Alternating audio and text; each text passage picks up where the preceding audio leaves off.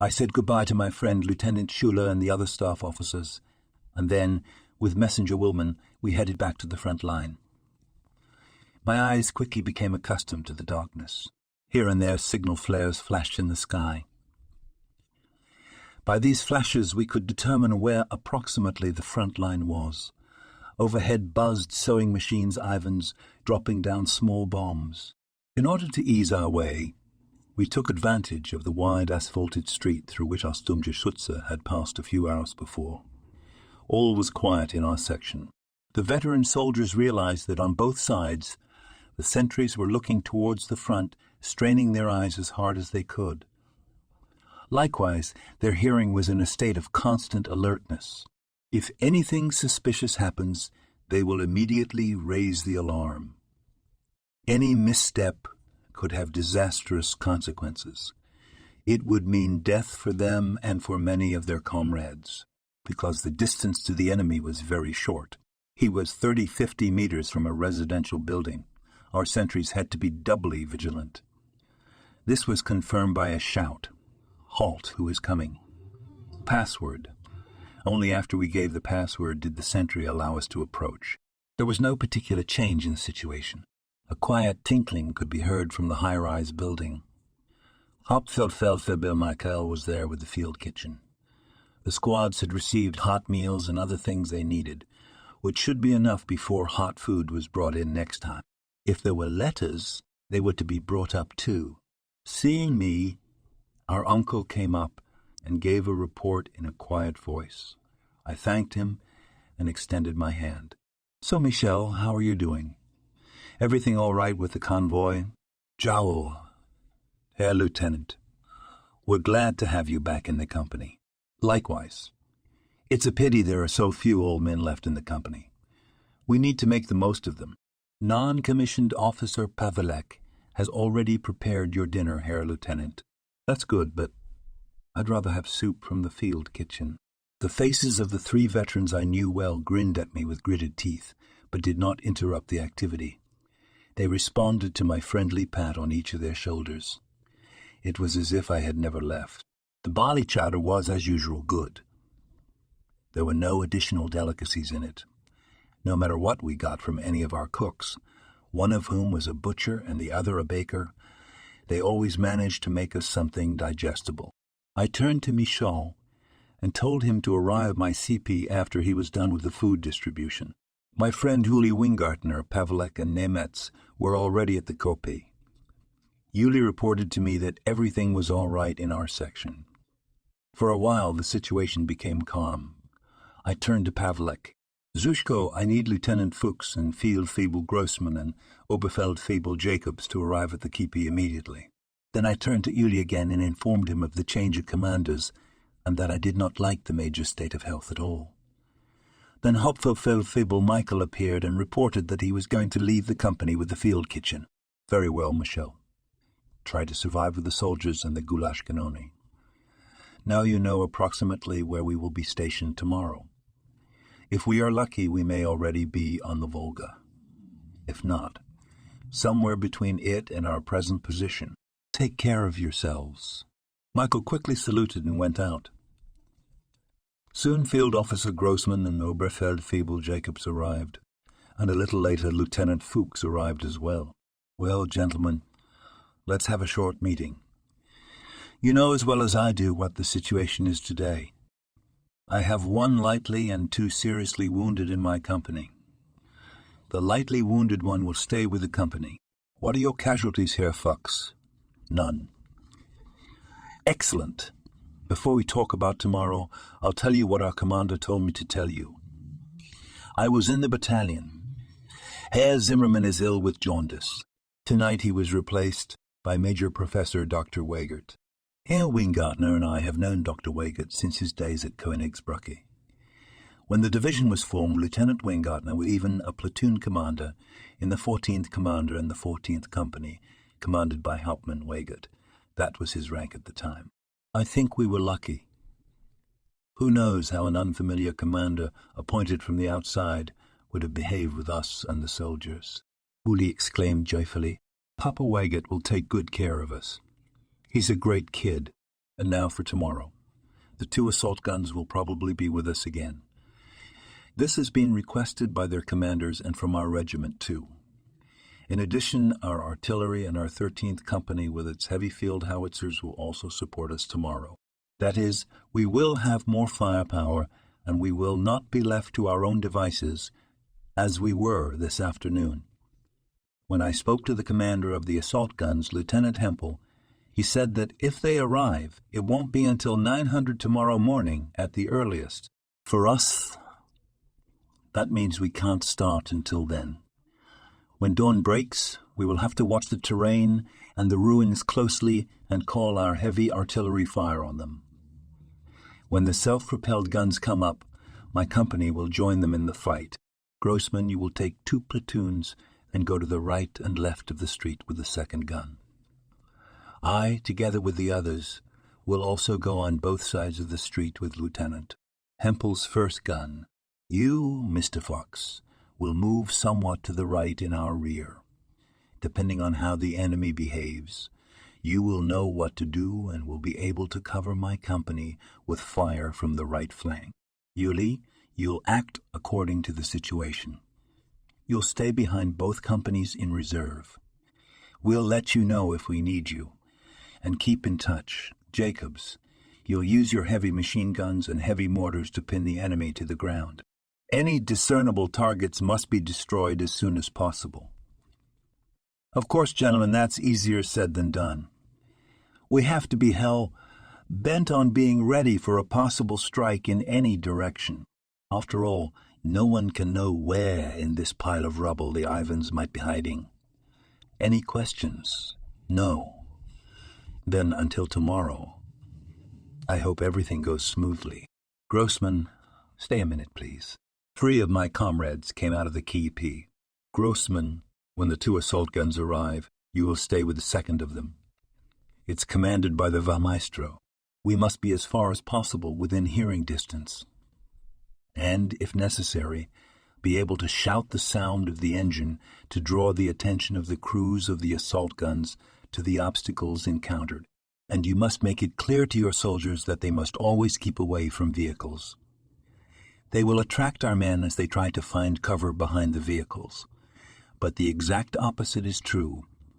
The machines are highly visible to the enemy.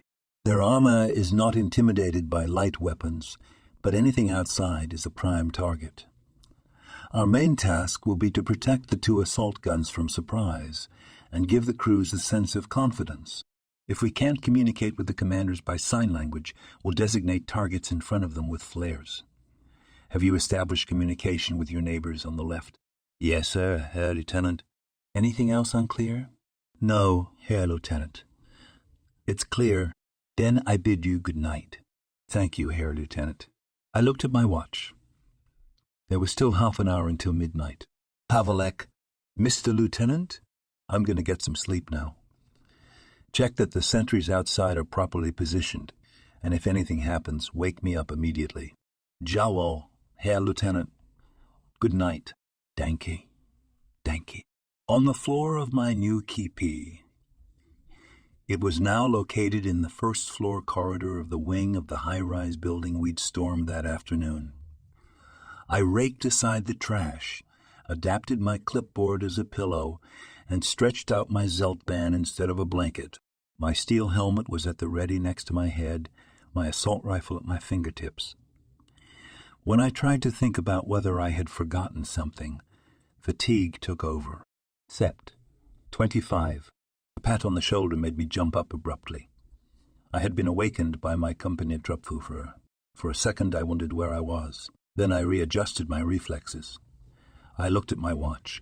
It was 6:15 a.m. On September 25, I stretched and yawned. Lieutenant slept like a log. You're right, Zushko. I'm tired as a dog.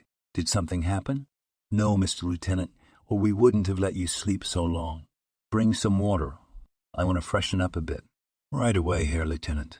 I went outside and relieved myself. It was still dark.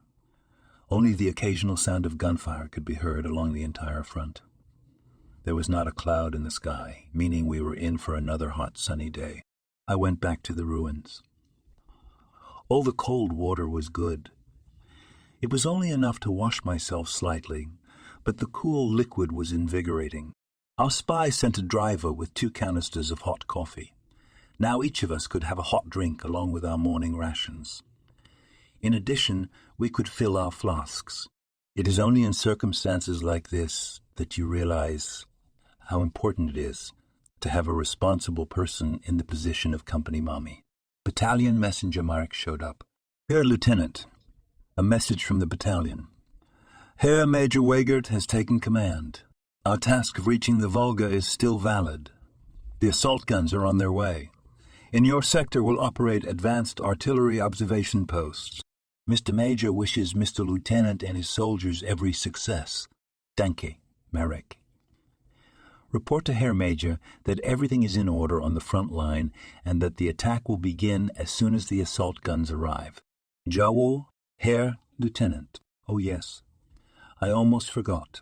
Lieutenant Weingartner will be replaced by a new officer. He arrived last night with Major Weigert.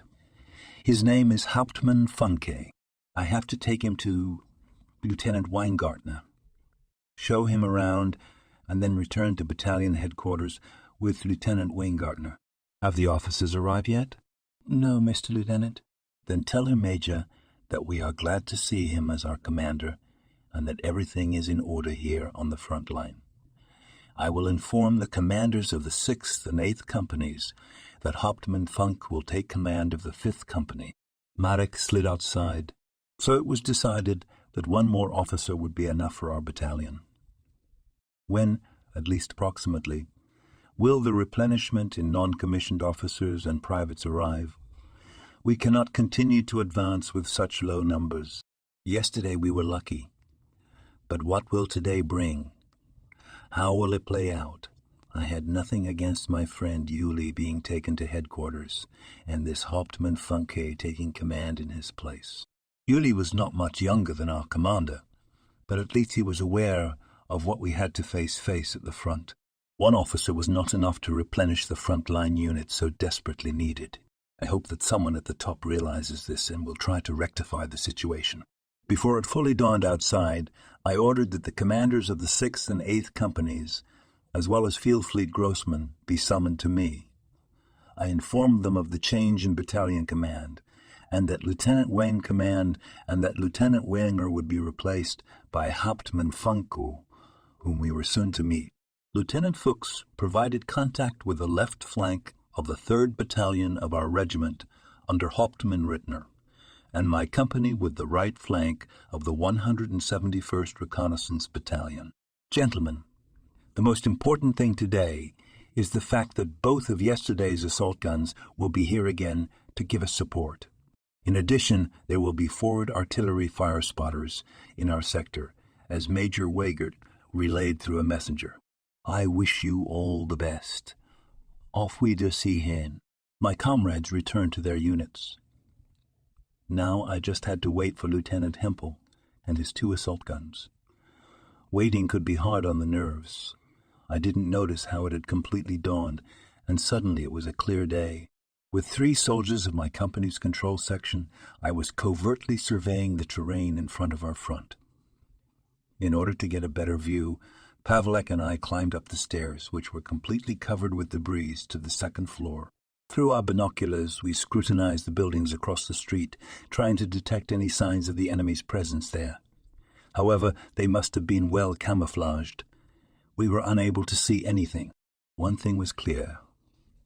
We could not go ahead on today as we had done yesterday, when we took advantage of the tactical surprise. First of all, there were only ruins of high-rise buildings in front of us. The private wooden houses had been burned down. Secondly, someone had warned the Ivans in advance yesterday. And thirdly, we would have to move cautiously from building to building if we did not want to suddenly find ourselves trapped. At this time, the hands of our watch were slowly approaching 9 o'clock. Lieutenant Hempel and his Stugais should appear soon. Beyond the Volga, the sun appeared as a red ball. In every respect today promised to be a hot day. For a good hour the artillery on both sides played its murderous tune. First a report was heard. Then the whistling sound of a shell flying along a trajectory far above us, and then somewhere far behind the front or in our rear, the sound of a hit and an explosion. We were very familiar with these sounds of battle. Since they did not affect us directly, they did not particularly disturb anyone. The falling of a mine from a heavy mortar with the characteristic thud of bursting was much more dangerous to us. So was the 76mm shells of the Ratchboom guns, because here you never know what you will hear first, the sound of bursting or hitting the target you are. There was a clanking of tracks behind us. Oh, thank God, it's Lieutenant Hempel. We cautiously descended the ladder. As we made our way down, I saw both combat vehicles come around the corner. A few seconds later, they stopped behind my cop. Lieutenant Hempel and the 2nd Assault Gun Commander got out of the vehicles. Hempel smiled at me. Well, Herr Hall, we got what we set out to do. I reported to my commander how well we worked together yesterday, and the fact that today you desperately need our help again. It was quite easy for him to send us here also because of the orders from Army Corps Command to assist your division. So my urgent request, with which I addressed the battalion commander, gave the desired result. Now let's get down to business. Do you have a map, or shall we do without it and discuss everything verbally? I prefer the second option. You need to get to the bank of the Volga. Your right flank rests on the Tsaritsa River. The border on the left is along this asphalt street.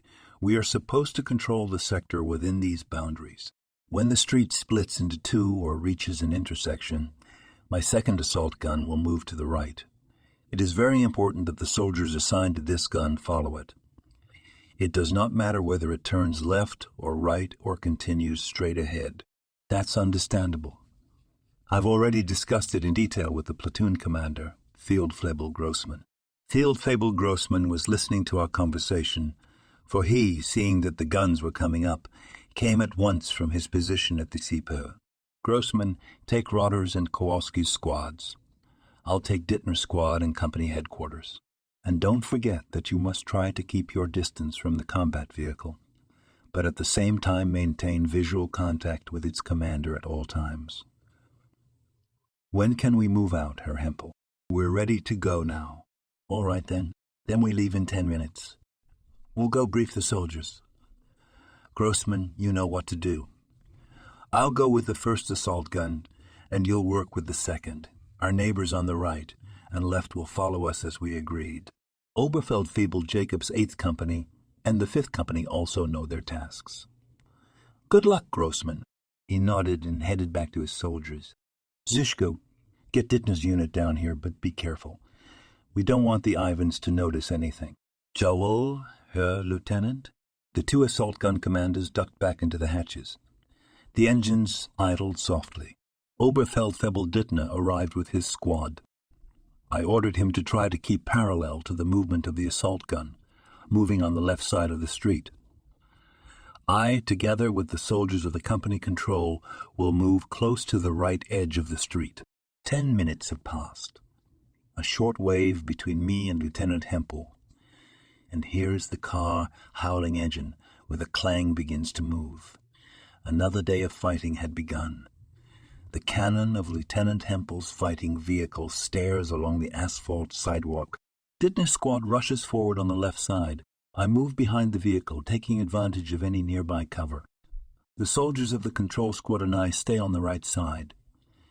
The first group of buildings near the high-rise we occupied showed no sign of movement. The assault guns slowly approached these houses. Dittner and his squad were advancing on the left. We were still operating at random, as we did not know where our enemy was. With a general rush forward about 30 meters, we broke into the first building, seized it, trying to spot the enemy. There was none. Hempel and his fighting machine was cautiously approaching the house. The 2nd assault gun, which had moved somewhat forward, turned right into the side street behind us. Feldfebel Grossman and his 2 squads advanced in shifts alongside the fighting machine to the right and left of it. At my command, both squads shifted to our side and passed through the front of the building. For a few seconds we froze before our comrades turned left onto a parallel street. Nice maneuver, guys. Now our assault gun was moving in as well. Since the commanders of both vehicles had radio communication, there was no room for chance. Behind the building, a new side street began. We now rushed toward this fork, simultaneously controlling groups of buildings to our right and left, guarding each other on all sides. A gunshot from the right, where Field Flebel Grossman's column was, announced that the enemy had decided to show himself. Machine gun and rifle fire was heard, which gradually spread farther to the right. It was Fuchs' company that had also made contact with the enemy. But nothing was happening around us as yet. However, when we reached the crossroads, we came under machine gun fire. We rushed for cover. Now we had to move forward under small arms and mortar fire from the destroyed house ahead. I realized from the breaks in the enemy positions that it was Oberfeld-Feeble Jacobs and his men who returned fire. The targets visible to us in the enemy positions, which were giving us particular trouble, I reported to Lieutenant Hempel, shouting over the noise of the engine of his car. Not caring for cover for myself, I remained close to the gun. At this time, the enemy became animated throughout our section. Suddenly, artillery from both sides joined the fight. There was such a rumble that it was difficult to determine what was flying and from where, but even in the midst of the battle we did not forget about our task. One after another, enemy fire points in the direction of our attack were destroyed. Because we had 2 assault guns with us, we suddenly found ourselves on the very edge of the attack. Our neighbors on the right and left disappeared somewhere, left behind us. Probably that is why we suddenly found ourselves under enemy rifle and machine gun fire from the flank, where our neighbors should have been. Our escort helped here too. One shot was enough to end the machine gun fire. The lightly wounded were pulled back to the dressing station at my kilp. 2 seriously wounded were immediately treated and sent to the rear at the first opportunity. My voice was completely hoarse from having to shout, pointing out the targets I had found to Lieutenant Hempel. When I tried to speak afterwards, all that came out of my mouth was a wheeze. Lieutenant Hempel informed me that both assault guns would have to pull back as they were running out of ammunition. In addition, they needed to refuel. Both vehicles were expected to return in about an hour. I looked at my watch. It was 2:10 p.m. Where's the time going? I ordered my subordinates to stay in their hiding places and wait for the combat vehicles to return. Now I had time to make a written report to the battalion commander, and Nemetz would deliver it to the battalion keepee. Didna squad surrounded 7 Russians hiding in the basement of the building we captured. They offered no resistance to our soldiers and surrendered immediately. The prisoners were brought to me.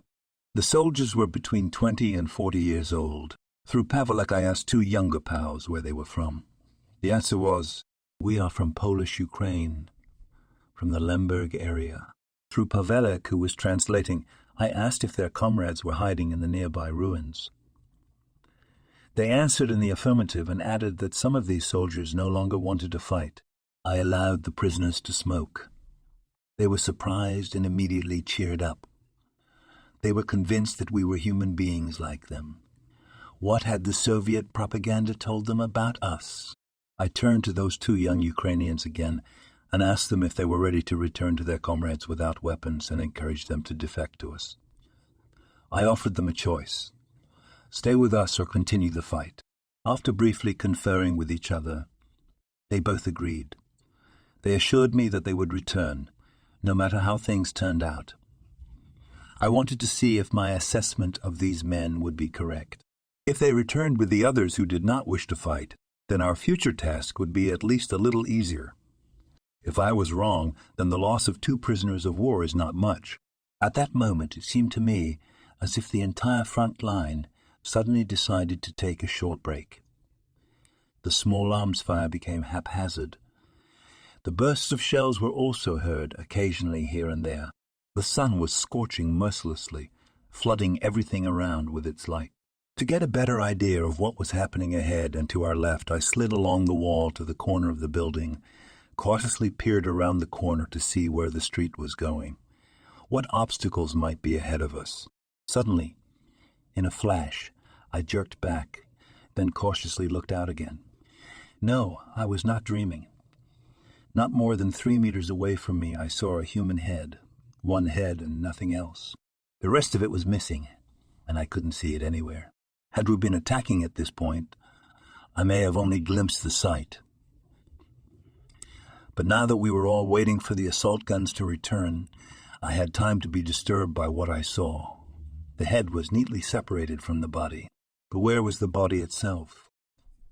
I involuntarily thought of Salome, who demanded that John the Baptist's head be presented to her on a platter. The street gradually descended towards the Volga. We could not yet see the river because it was blocked by houses and ruins. Nothing could be seen in the enemy's positions either.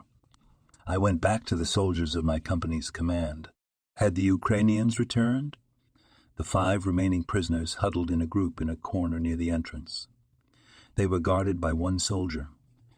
When Lieutenant Hempel returns, I'll have to send them to the rear. Just then, from behind a pile of rubble to our left, the 2 Ukrainians appeared. I could not believe my eyes. They were not alone. Through the opening in the pile began to appear one after another. 1, 2, 9, 13, 22 people. Jesus, I couldn't believe it. The 2 Ukrainians were grinning merrily and were clearly proud of their success. Non-commissioned officer Pavelek exchanged a few words with them, and then said to me, "They've had enough. Ask them if they have any heavy weapons." The prisoners answered in the negative. Only rifles and a few machine guns. Artillery firing from the other side of the Volga, and heavy mortars dug in along this side of the river. After interrogating the prisoners, I learned that the strength of this unit was only about 100-150 soldiers defending our section. Among them were a lieutenant, a junior lieutenant, several sergeants and junior sergeants. The headquarters with senior officers and the commissar located the keep on the bank of the Volga. The prisoners seemed silent and suspicious. Through Pavelek I informed them that they had nothing to fear, that they would be treated well, and that they would be taken to the rear. 2 soldiers from Dittner's squad were ordered to take the prisoners of war to the battalion's keepee and then immediately return to their squad. I took the 2 Ukrainians aside and through Pavelek asked them, "The lieutenant wants to know if you want to stay with us. You won't be required to fight. When we have wounded men, you'll help carry them to the rear. You will be fed as we are and treated well." They discussed the proposal for a minute and then asked, "And then what happens?" "The lieutenant will give you a document stating that you helped German wounded soldiers, for which you deserve good treatment." Another brief conference between the 2, after which Pavelek translated, "They agree, but under no circumstances will they shoot. Tell them I don't expect them to. Ask them their names." The small one with a sturdy figure and dark eyes was called Peter, and the thin and taller one was called Paul. I've ordered Zuzko to keep an eye on both of them. "Where is the Sturmgeschütze?" "It's been an hour." "Aha, I can hear them already." My neighbor also hears the clanking of the tracks and realizes that the battle is about to resume. When the vehicles approached our positions, the commander's head appeared from the hatch of the first of them. At the same time, the second gun moved to the right, to where Feldfebel Grossman's squad was. I had to take a little more time, but now we can move forward again. "Has anything changed on the front line?" asked the commander of the first combat vehicle. I briefly told him what had happened during the past hour. I also told him the results of my observations of the street and what the prisoners had reported about the enemy's numbers. Lieutenant Hempel then remarked, "Second gun reports. They're all set there. Then, let's go." The engine roared, the Caterpillars whirred, and the heavy Colossus, without which it would have been much more difficult for us, set off. We waited until Hempel's car turned into the street that led to the Volga, and then, as we had done before, we followed the cars on the right and left in a scattered formation. We were greeted by rifle fire. Now the enemy had targets. Hempel stopped the car as he realized that we could not continue to move. My soldiers on both sides of the street again opened fire on targets as they were spotted. Even the heavy machine guns and mortars of the 8th Company joined us. But we could not advance because the enemy was firing from all directions. We were shot at from the upper floors. Then we came under fire from the right, then from the left and in front of us. The seeming calm and quiet that had prevailed here just a few minutes ago suddenly and immediately turned into the complete opposite. The enemy did not miss their opportunities. Suddenly our soldiers appeared panting behind us. A Hauptmann appeared next to me and introduced himself, trying to catch his breath. Funke, I am the commander of the 5th Company, which received orders from the battalion to support you. From the way he behaved, I realized that the Hauptmann had little or no combat experience. I replied, Ho, I'm in command of 7th Company. I know. Why aren't we advancing? We should move with the assault guns and continue the attack. And what could I say to this man in such a situation, in the presence of my soldiers, some of whom were standing quite close by? This officer was a Hauptmann, and I'm just a lieutenant. Herr Hauptmann, you must keep a certain distance from the assault gun. If you do not keep it, you are a dead man. But this idiot had no intention of following my advice. He ordered a squad from his 5th Company to move behind the Stug II, and within a second, a group of 8 to 10 soldiers had amassed behind the assault gun. The Russians immediately concentrated fire on this target. For our part, we tried to open heavy fire on the enemy to destroy the identified targets in their positions. But success did not accompany us at all. Here fell one of the soldiers and remained motionless on the ground. Another one screamed and, grabbing his shoulder, ran back in our direction. And then the Hauptmann himself caught a bullet. Grasping his right thigh, he bent in half from the pain. He was picked up by 2 soldiers, and the whole squad rushed in our direction as quickly as possible. This nightmare lasted only a few minutes. I was out of my mind with anger. Our hero, who up to that moment had not been on the front line for a single minute during the whole war, tried to demonstrate his bravery, and here is the result. 1 killed, 1 seriously wounded, 2 with wounds of medium severity, and the brave man himself was shot in the thigh. It would have been better if that stupid Gainey had stayed at home or wherever he came from. He barely had time to catch his breath before I hit him up. You see what you've done. But you were unwilling to take the advice of a simple lieutenant. He was mortified. In a quiet voice, the Hauptmann said, You were right. I should have listened to you. I turned my back on him. Hauptmann, supported by 2 aides, waddled back to the rear. He managed to stay on the front line for less than a day. In any case, I will have to report this case exactly to the commander. He should not send officers like this as replacements on the battlefield. Lack of combat experience in urban combat is almost a death sentence. Meanwhile, my company managed to make a leap forward. The assault guns have moved forward as well. If we succeeded in taking the next block, we could see the Volga. I was pleased to see that on the left. Our neighbors were advancing almost in line with us.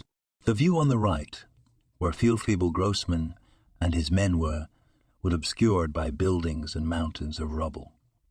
There, too, a fierce battle was going on. I caught up with the self-propelled gun again. Like yesterday, it fired only when it detected targets that were reliably hit by direct fire.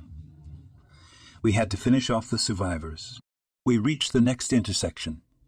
Hempel's assault gun fired into a side street on the left, by which it detected the movement of enemy soldiers. Hempel's comrade in the second fighting vehicle was moving to our right. Having made a short run down the street, my soldiers came for the houses on its other side. Now both assault guns were in the heart of the battle. It took strong nerves to stay calm and not lose sight of the big picture. We were able to move forward thanks to our comrades, who were hitting everything they detected with the 2 gun barrels. The soldiers understood the situation and used this knowledge. They knew that the Ivans were getting nervous. The enemy was rolling back slowly, still putting up fierce resistance. Even the enemy artillery, whose shells occasionally burst where the battle was going on, could not prevent the inevitable. As they had no accurate information as to our location, most of the shells fell either too high or too low. After we had thus moved forward meter by meter, we came to the center of the last large group of buildings. Lieutenant Hempel signaled to me that he was out of shells and would have to turn back. That was all for the day. He could not say whether he would continue to help us on this section tomorrow. I waved my hand at him in thanks. Soon our brave helpers were out of sight. We couldn't waste any time. Before the Russians discovered that the situation had changed, we should have tried to get to the corner of the next block. As we covered a few more meters with our heavy weapons, a messenger jumped up on our right flank. Even lying down, he managed to shout to me, "Lieutenant, Feldfebel Grossman has been killed. Non-commissioned officer Rotter has taken command." For a few seconds I stood stunned. The news struck me like a lightning strike, but I didn't have time to think about it.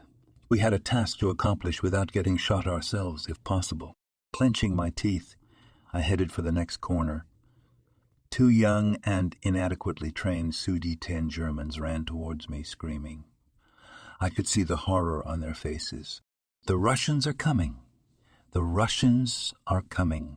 One was rewarded with a kick in the ass, the other with a spanking. Then I turned them back around and exclaimed, "You can count yourself lucky that you're just being brought back to the front lines."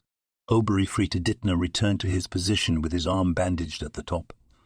A little more, and we would have lost him as well. "Dittner, keep an eye on these 2. They're lost." Dittner nodded and led them both away.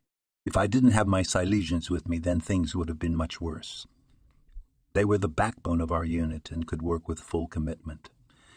But they knew that none of them would be left behind. Over the years, I've hammered that into my soldiers' heads over and over again. I had the opportunity to make sure that the natives of Upper Silesia and their countrymen from Middle and Lower Silesia were still the backbone of our regiment. In the last replenishment batches, soldiers from other regions of our fatherland arrived, and only a few old men managed to return to their unit. Thank God, I made it to the crossroads. We had advanced pretty far along almost the entire front of the offensive. Dusk was falling, a little more, and silence fell everywhere. The silence was now broken only by occasional rifle shots or rare machine gun bursts. Again it was time to look and listen. Countless eyes on both sides stared intently ahead of them, to the right and to the left. A deadly surprise could lurk around any corner. Having made the necessary precautions, I went to the right flank. Non-commissioned officer Pavlek came with me. I wanted to say goodbye to my faithful stalwart Feldfebel Grossman. Non-commissioned officer Rotter gave his report in a grave voice. "Where's Grossman?" "From here, it's about 100 meters to the rear." We followed Rotter in silence. My platoon commander was lying at the break in the wall. He had been killed instantly by a Russian machine gun burst. How did this happen? The soldiers said that suddenly from a manhole, you can still see this hiding place. He was shot from behind.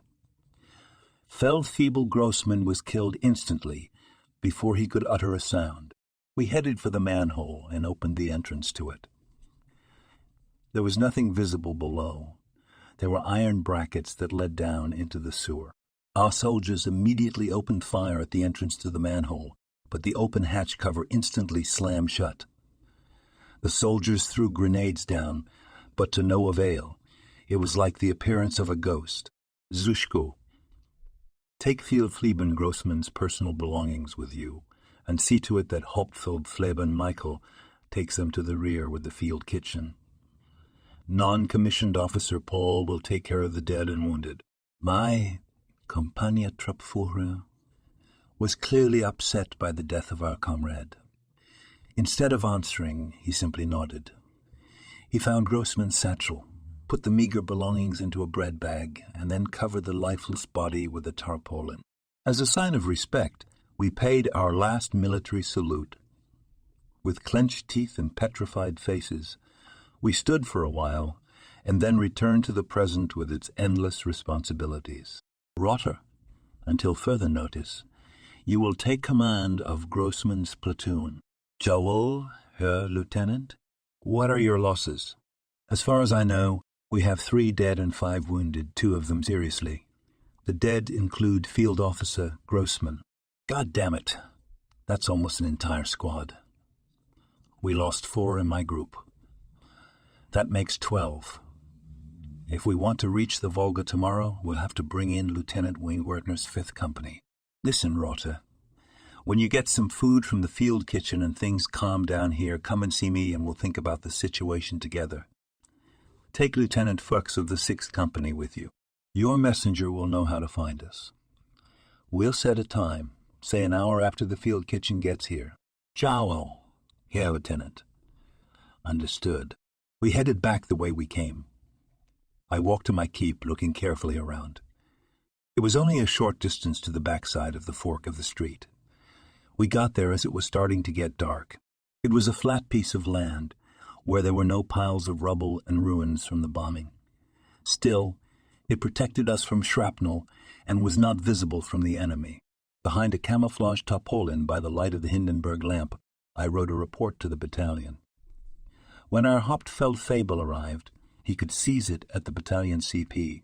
I went outside and was soon outside Dittner's ward. So, Dittner, did you manage to calm those 2 guys down? Jawohl, Herr Lieutenant. They've come to their senses. They're just inexperienced. They're not cowards. They've just been through too much today. You're right, but we have to make sure they don't slack off again. How many people are in your department right now?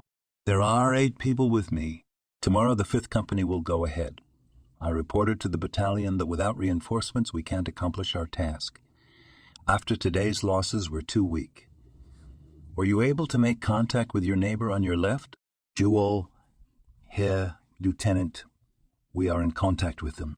Nemitz appeared and informed Ober, Lieutenant Dittner, of the arrival of the field kitchen, and we set out to get food. Dittner had assigned 2 soldiers to guard duty, 1 rookie from the last replenishment, and 1 from the old guard. I did not need to tell the old men about the need to be alert because, like me, they had learned it well in the last few months. Our young people had to learn it just as quickly. On my way back to my keepee, how fast I ran that short stretch. I ran into our messenger Marek from Battalion AQ. Mr. Lieutenant, Mr. Major wants to know the situation in the front line. I submitted my written report to him. It's all here, Marek. Tell her, Major, that tomorrow I'll need units of the 5th Company urgently. Otherwise we won't be able to attack. And I would like her, Major, to contact the regiment and insist that we will need the active support of our heavy artillery, because tomorrow the assault guns will not come here. I have been made aware of this also by their commander, Lieutenant Hempel. Just as I thought, Lieutenant Weingartner took command of the 5th Company again. Marek told me that he should be arriving soon. I let Marek go, and soon he ducked into the darkness. The field kitchen had been brought up and was now standing about 100 meters behind us, tucked between the houses, as last night the bustling activity around it took place in almost complete silence.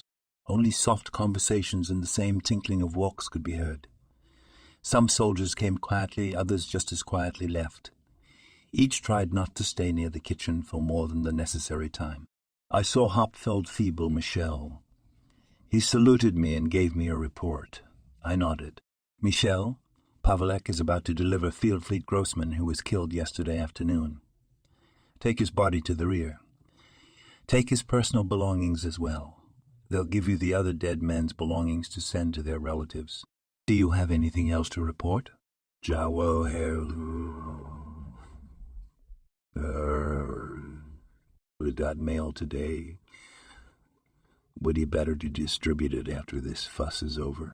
All right. Chicos, what did you make today?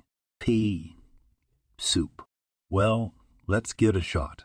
As I ate this delicious soup, I suddenly realized that I hadn't eaten anything all day today. Not even a crumb. Once my Pavelek put a flask in my hand, and I took a few sips of the slightly warm coffee. Now, under cover of darkness, We all had a chance to eat to our heart's content. Even the sentries, after they were changed. Things were the same with the enemy, as far as we could tell from the treatment we found during the attack. You can put off providing a soldier with what he needs for a while, but it can't last indefinitely. While I was finishing the rest of my soup, my friend Yuli Weingartner arrived. I didn't notice the usual devious smile on his face. He already knew about our losses during the day. In addition, he too was taking the loss of Grossman hard. His brief appearance as a guest in the battalion headquarters went almost unnoticed. Papa Weigert expressed regret that Hauptmann Funke had been wounded so quickly. The anger I had felt this afternoon toward the representatives of the higher command was almost gone. Still, nothing could be changed now. I told Yuli about the situation, what I had already written in my report to the commander. Yuli, because of today's losses, your company will have to move forward alongside us tomorrow. Later, in about half an hour, Lieutenant Fuchs and non-commissioned officer Rotter, who took over Grossman's platoon, should arrive, and we will hold a meeting. Oberfeldwebel Jacobs will also be present. We need to think about how we are going to get out to the Volga tomorrow. I must admit, it's the toughest nut we've ever had to crack. It was already clear to me that I would have to go into battle with you tomorrow from the moment I learned of our losses. Because of the extent to which you were able to advance, Hauptmann Rittner's 3rd Battalion was also able to push the enemy back to the Volga. By noon, our commander already knew that tomorrow you would have no assault guns. Since the main effort will be concentrated on your section and on the section of the 171st Reconnaissance Battalion, your neighbor on the left, the division promised tomorrow's support by heavy artillery fire. Your successes have been recognized by the regimental command. Well, let's hope our much-needed luck doesn't leave us tomorrow. Our Hauptfeldwebel came up and reported that he was about to leave with the field kitchen. We watched it disappear into the darkness, taking with it our good comrade, who deserved the kindest memories of himself. My comrades from the 6th and 8th companies were already waiting for me at my post. A quick handshake, after which our thoughts immediately focused on the task ahead. I asked the 6th Company commander, "Mr. Fuchs, what were your losses and how many men were left in the line?" "I have 2 dead and 4 wounded in my company. I have 44 men at my disposal for tomorrow's battle." "Herr Jacobs, how's it going in your company?" "We were lucky. Only 2 lightly wounded. The number of personnel was 38. "And you, Yuli?" "There were no casualties. 48 men, as there had been before." "So you have 4 squads at your disposal?" "No, 5. I've broken down the 4 compartments into 5. "That's good. Send 2 squads to me and 1 to Fuchs. With the remaining 2, move behind us and try to stay in the center of our sector to help us if we run into problems wherever they arise." "And what tactics will we follow tomorrow?" "Any thoughts on that, gentlemen?" After thinking for a while, Lieutenant Fuchs stated, "Since we cannot count on our 2 assault guns tomorrow, we will have to act as we have been trained. Attack, pin the enemy to the ground with heavy machine gun and mortar fire, then advance. Before the enemy realizes that we are attacking, we will have already captured some of the territory he occupies. In addition, we will be supported by artillery. Its fire should be concentrated on the nearest targets in the enemy positions." After discussing the pros and cons, we decided to follow Lieutenant Fuchs's suggestion. We set the time of the attack at 7:45 a.m. and synchronized our watches. Herr Jacobs, position your heavy machine guns so that they can effectively support the advancing troops. The same goes for the mortars. I'm going to the battalion commander with a personal report." After my companions had left, I turned to Pavelek. "Zushko, you heard everything. I'm going to the battalion keep. I'll take Nemetz with me. If anything happens here, send Wilman for me and I'll be back immediately. I think I'll be back in an hour." "Understood, Mr. Lieutenant." I reached the battalion keep without incident. The commander was pleased with our progress for the day, as we had made significant progress. He was concerned about our low numbers and lack of reserves. He also agreed with our battle plan for the next day. The commander left it up to us, trusting our experience, and promised that he would try to organize maximum support for us. Being junior officers, we all appreciated our commander very much. Expressing our concern for him, we expressed the hope that he would remain in the rear until we reached our objective, the Volga. In such a position, he could do more for us by being at the CP than by risking himself unnecessarily in street fighting. I was briefed on what the general situation was, familiarized with the design of the offensive on a larger scale, after which I retired to my quarters. When I returned to the company Kep, Pavelek reported that nothing important had happened during my absence. Midnight was fast approaching. I stretched out in the corner of the dilapidated room and tried to get some rest. I didn't have a chance to sleep properly in this situation. It was more like sleeping half. Awake, if you want to avoid unpleasant surprises, you should always be alert. The nights were already getting colder. Since there was no way to keep warm, muscles and limbs were getting bony. The uniform was getting cold and damp. Things were hardly much better for the enemy, who had laid low somewhere in the neighborhood. Nights like these seemed like they could go on for ages. We all looked forward to daylight, warm sunlight. So far we had been lucky with the weather. Sept. 26. By 400, we had hot coffee brought to the front of the line. Our spy knew exactly what we needed. The hot coffee lifted our spirits. We still had almost 2 hours before the attack began. Several thoughts ran through my head. They would keep me so occupied for the next few hours. We and our soldiers were going to have to do the best we could. We just had to get out to our assigned target because we couldn't be under this much stress anymore. We needed to do everything we were physically capable of doing. Dawn began to break through. I saw the first bright rays on the horizon in the east on both sides of the Volga. Gradually it became possible to distinguish the objects around us. I could now see Dittner's group in front of me. Wilman, go to non-commissioned officer Rotter and tell him again that Dittner's squad will attack at 7:45 sharp, and his platoon must move out no later. Cross the street immediately to the next block on the other side. Wilman repeated the order and ran away. A few minutes later he returned and reported, "The order has been carried out, all clear." I signaled Dittner to attack. Looping and paying particular attention to any noise, without giving voice commands, Dittner's squad ran out into the street. We moved slowly behind this squad and looked carefully in all directions for the enemy. Rotter and his men also tried to move stealthily. Suddenly, it was as if all hell had broken loose in front of us. Heavy machine gun bursts, hurricane rifle fire and mortar explosions were heard from the left and along the front. The attack came to a standstill. Our heavy machine guns from the 8th Company began to find targets in the enemy positions and opened fire on them. Oberfeldfebel Jacob's heavy mortars also entered the battle. At this time, our neighbors on the right and left, like us, came under enemy fire. I determined from the sound of the battle that we had more success on the right flank than on the left and center. At the same time, on the left it was not possible to advance at all. Under cover of machine gun fire, I, together with the company's control section, made my way back and, going around the rear of the building captured yesterday, came upon a section of Rotter's platoon. In a common rush, the 4 of us, covering each other with the fire of our weapons, ran across the street.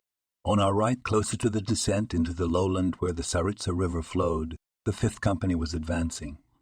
About 50 meters to the left, between Rotter's platoon and the 5th Company, stood the transformer substation building. It was a massive 3-story structure. The enemy entrenched inside controlled the entire area around it.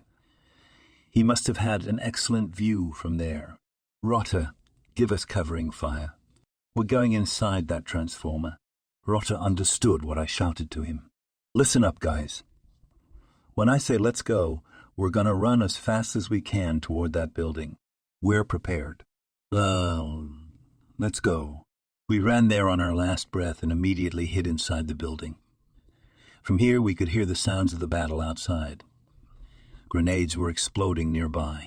After catching our breath a little, we looked around. Huge transformers stood on the first floor. There was no basement. We cautiously climbed the stairs to the second floor. There was some strange equipment there, too. From here, we could see the Volga straight ahead, and to the left, the nearest street that ran parallel to the river. From a height of about 5 meters, we could observe the territory occupied by the enemy. Diagonally to our left was a vast deserted square. It was about 200 meters in size. About in the middle of the last third of the square, closer to the river, stood a monument. Behind it, on the very bank of the river, stretched a row of one-story apartment buildings. I could not see what was on the other side of those houses. However, from this position I could see the river, which the Russians called the mother of the Russian people, all the way to its opposite bank. On our left, we could hear the fierce fire of the defending Russians. It was coming from about the same level we were now at. The defenders were also firing from the riverside against the 6th Company and the right flank of my company. Careful to remain undetected, we kept a watchful eye on everything we could see through our binoculars. Pavlik called me. Lieutenant, on our left, about 150-200 meters away. There are Russians on the second floor. I looked in that direction through my binoculars. He was right. Through a large hole in the wall, I could see Russian soldiers carrying ammunition boxes up the stairs. They were in my field of vision for only a few seconds. Apparently there was a stairwell where they were scurrying back and forth, up and down. Presumably, there was a group of soldiers stationed there who were giving us serious resistance and causing great trouble to our left flank. Zhushko, the rifle. I cautiously peered outside to have a view to fire from my closed position.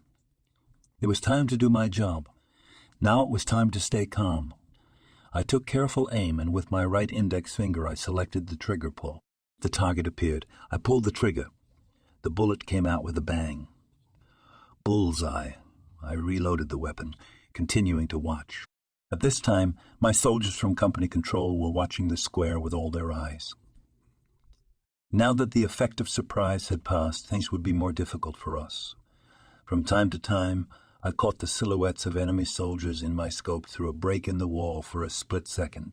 Then they disappeared. Since I only fired one shot each time, the enemy could only guess where, in what hole I was lurking. So I was lucky 3 or 4 times. Suddenly 5 or 6 enemy soldiers appeared on the stairwell at once. Another shot and one hit. After that, there was no movement on the stairs. Where were all these soldiers coming from so suddenly? Lieutenant Wise, platoon commander of the 13th Company, arrived unexpectedly. He was to act as our artillery gunner. The battalion commander ordered him to report to me. From this transformer station building we had a magnificent view. It stood as if separate, but at the same time its facade stood in line with the facades of the other buildings, adjoining the square from the west. I agreed with Wise that we could direct the fire of our guns from here. Already soon our first shells lay behind the embankment by the river, which testified to the good work of the artillery observers' forward post, who gave the right coordinates for firing. The artillery fire was directed by radio. We could not observe the results as the targets were in the dead zone behind the embankment. When the enemy found targets in our positions, machine gun or mortar fire followed from that direction. Enemy mortar fire was still quite effective. The mortars were positioned somewhere behind the embankment. They were putting up a fire screen in front of our front line. How effective was the artillery fire from the other side of the Volga? It was difficult to judge, because the shells fell far in our rear. Most likely, the enemy was trying to suppress the positions of our heavy artillery. In spite of all the fire we have been able to call in from our side, we have not been able to advance a meter in the last hour. The sun was already almost in the southwest, its rays reflecting off the Volga's flowing waters ahead. They caused glare when viewed through binoculars. Our commander also sent a gunner to me, who was soon already radioing data to his battery, which had joined the general concert. In the intervals between shots, we carefully surveyed the surroundings. Suddenly I saw a Russian soldier evidently a messenger, running across an open space at the far edge of a large square.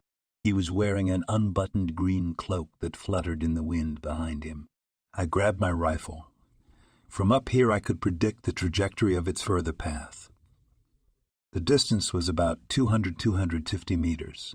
The soldier was about halfway across the square. He must have been heading for the place where I had recently fought his comrades with success, or maybe it had been ours. My hand froze motionless after I caught sight of the target and flexed my index finger. There should be no thoughts in my head. My heart should not pound. The force of the blow knocked the soldier off his feet and tossed him to the ground. "That's for Grossman," I said to myself, though I wished that this unknown enemy soldier had survived. Unless a miracle occurs, we will probably have to stay where we are despite our best efforts. The enemy was putting up stubborn resistance, but we, the attacking side, had to move forward, and the enemy could not afford to abandon their position. It would be madness to try to overcome a giant deserted square in daylight. However, that only meant that we would have to do it in the dark. The reflection of the setting sun cast a rosy color all around. Suddenly Pavelek pointed to the left. "Look, Herr Lieutenant, what are our neighbors on the left doing?" I looked over there. Our neighbors from the 171st Reconnaissance Battalion were making their way forward. Here they lit the first smoke bomb. A few of these sabres suddenly created a dense veil of smoke, a whole cloud which moved slowly, driven forward by the force of the wind, toward my sector, concealing us from the enemy's observation. Now we were in business. "Follow me." We rushed down the steps, forgetting all precautions. "Zushko, run to Dittner. He must be ready to go immediately. I'll go with Rotter's platoon." There was not a moment to lose. We were in a cloud of dense fog, for which we had our comrades on the left to thank. We had to take advantage of it. I commanded left and right. "Soldiers, forward, march, march." We rushed forward with all our might. As we ran, we fired rifles and automatic rifles.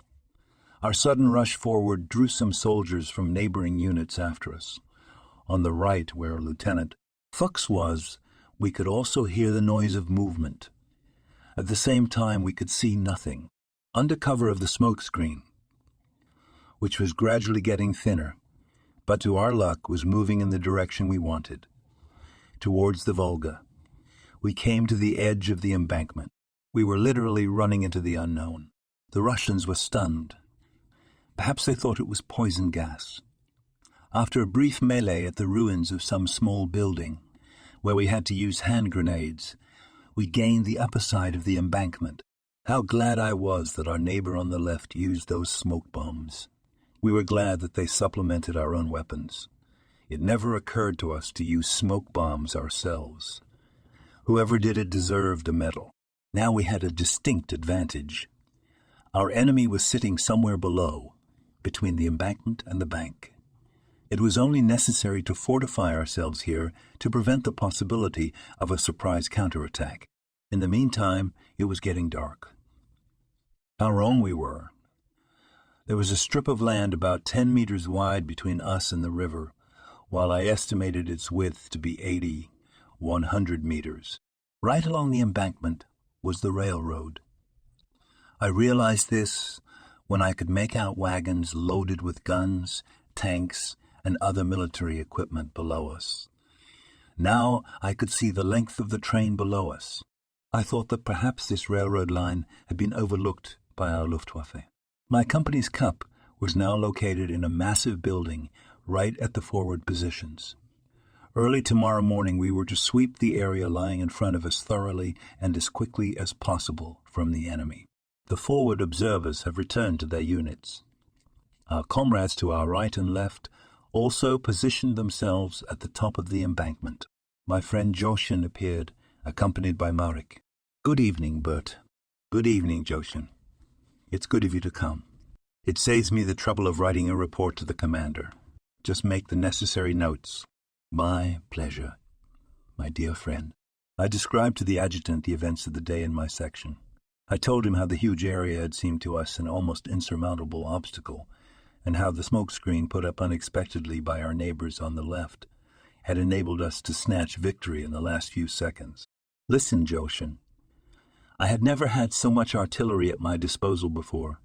The 13th Company, the Regimental Heavy Artillery, and toward noon, the Army Artillery. These men immediately recognized what the cause of the hiccup was and immediately reported it by radio. The first thing we will know tomorrow is what damage has been done to the enemy in the so-called dead zone below us. Well, Major Waggett sent all these men to you because you have been on the cutting edge of the strike for 3 days now and have been diligently pursuing the task assigned to you according to plan. But at the cost of what losses? We, the good platoon leaders, are now in the place of company commanders. If we don't get reinforcements soon, I don't know how I'm going to manage my crowd. And we need a couple of days of absolute rest, so that after the rest we can become human again. Beetlejuice. Herr Lieutenant, did we get full casualty figures for today? Jawohl. Rota has 2 wounded. Kowalski has 1 badly wounded. Dittner has 2 more. Now we're down to 32 men. Lieutenant Schuler took a few notes, then asked, "Can you get me a messenger to escort me to 6th Company?" "Of course." "Willman, escort Mr. Lieutenant to Lieutenant Fuchs." "Jawohl, Herr Lieutenant." "Well, take care of yourself, Joshin. When the situation here is clearer tomorrow, I'll report back immediately." "Danke, Bert. I'll see you tomorrow then." The field kitchen, as always, worked clearly. It was driven up to the square, where it was placed in a shelter.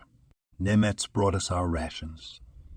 And soon he himself and our Hauptfeld Feeble showed up. "So, Michel, are you all right?"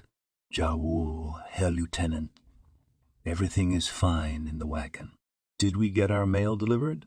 "Jawohl, the mail has arrived. I'm hoping we'll be done here tomorrow. The battalion should be pulled out of here, and then I think we'll have a couple days off. Get everything ready so we can wash and shave. Tailors, repairmen, barbers. They'll all have their hands full. There's nothing new for you here, though." Michael smirked back as if he wanted to say something like, "You know yourself, we're old, shot wolves by now." I realized this and grinned back as well. Outside, they reported that the field kitchen was ready to leave. Michal headed for the exit. There was silence again over the huge city. There were only occasional machine gun bursts. The room we spent the night in was devoid of home comforts. The window frames were missing. Our medics were also gathered here. After eating, I settled down on the stretcher. As usual, my steel helmet was next to my head, as was my assault rifle. This time, I even had a blanket. Soon, I was sound asleep. I woke up because I felt, almost unconsciously, as if something had hit me on the head. I didn't know how long I'd been asleep. Something was happening somewhere, but what and where? All was quiet around me. The room was plunged into darkness. Overhead I could hear the hum of the Russian sewing machines, which, as usual, were dropping their load of light bombs with impunity. Now I was able to get my thoughts in order. I could feel the pain in my head, and when I felt the pain with my hands, I realized what it was. A small laceration. I got up and woke my comrades. We lit a lamp. Now everything was clear to me. A bomb from one of those Russian machines had hit our temporary barracks. The blast wave tore off part of the ceiling, which overhung 4 meters above me. A piece about 30 centimeters in diameter fell at head level next to the stretcher where I was lying. A piece the size of my fist hit me in the head. Our sanitation non-commissioned officer, Paul, washed my wound and bandaged my head. My comrades congratulated me on getting off so lightly. Yes, in spite of everything, I had a smile of fortune. A bigger piece would have crushed my skull. I couldn't sleep after that. My head was aching, but it was in place, and I was ready to move on. Those damn sewing machines operated quite freely at night. They made no sorties during the day. Those slow-moving planes flew at low altitudes over the forward positions and threw bombs without any system. I have just had to see for myself that they were sometimes able to achieve some success. I lay down on the stretcher again and began to reflect on how, in times like these, your fate can sometimes literally hang in the balance. I was convinced that each person's final hour was ordained by God.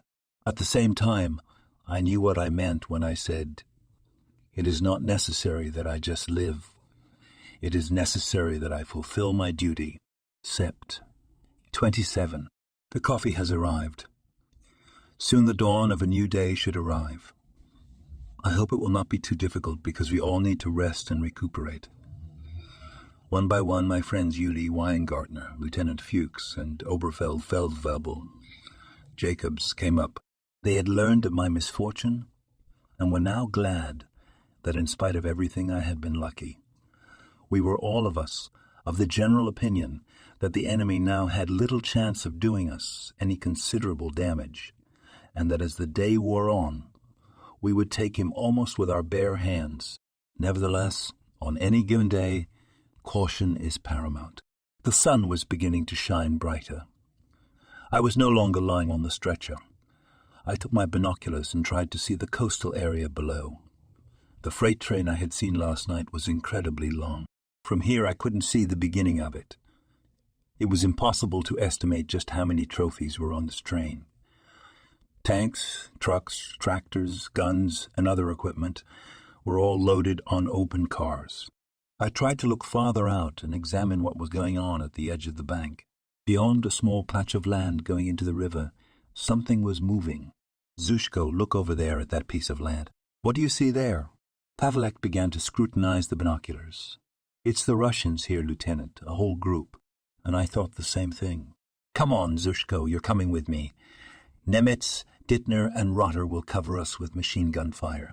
We slid down to the embankment, ducked under the rail cars, and headed for that patch of land.